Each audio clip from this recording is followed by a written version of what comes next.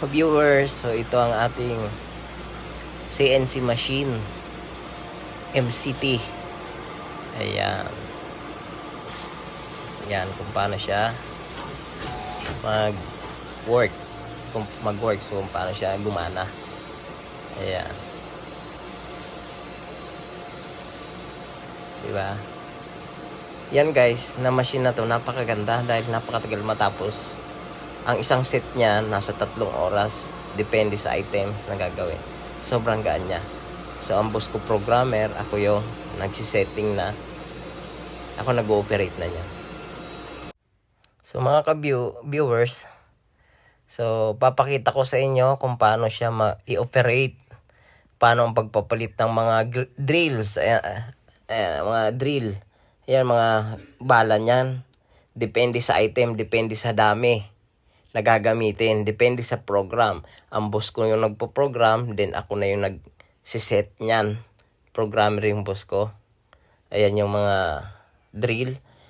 Yung hawak ko kanina is yun yung trade. Yung item na lalagyan mo ng tornilyo, yun yung pang trade.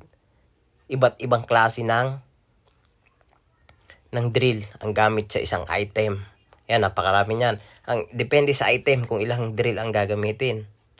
Yung mga pangkayas, end mill, then panlinis sa mga gilid, iba't ibang number ng drill ang gamit diyan. So ayan. Basic na pag pindot, mga pipindutin mo para ayan, para pag baba ng mga drill, ayan, di ba? Nakita nyo guys. Pipindutin mo dito sa monitor. Una mong pipindutin guys, pag yan, tatanggalin mo yung mga drill na yan, MDI, program, tapos T is tools. Halimbawa, tools number 1. Ayan. Di ba? Nagpapalit. Tools number 1, tapos M6. Ulitin ko.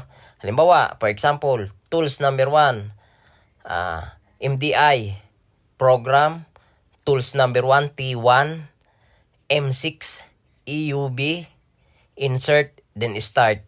Look, magpapalit. Basic na kaalaman dyan sa MCT na ito. Then, pipindutin mo yung jog. Yung pagtanggal niyan kasi may clamp dyan eh. Di ba?